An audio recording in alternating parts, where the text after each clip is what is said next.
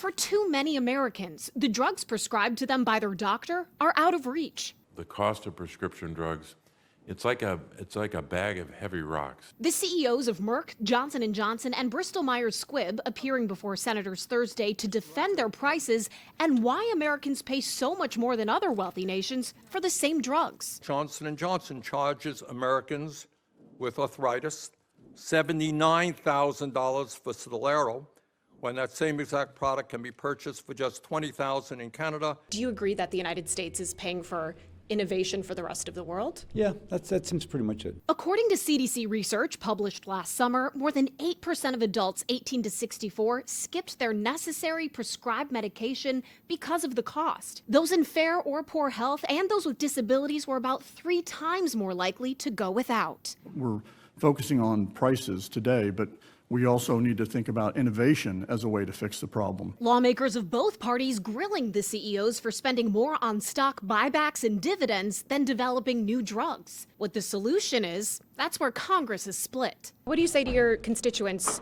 who cannot afford their prescription drugs? I totally agree with that.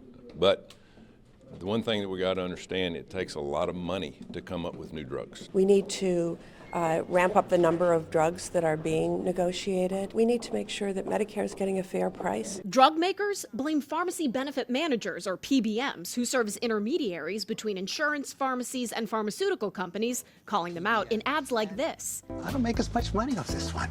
Hope you feel better. Both sides spent tens of millions of dollars last year lobbying Congress, according to public filings. I think the healthcare lobbies are the strongest back home in our own states and out here in D.C. It's done little to help the 1 in 4 Americans who, according to Kaiser Family Foundation, say it's difficult to afford their medication.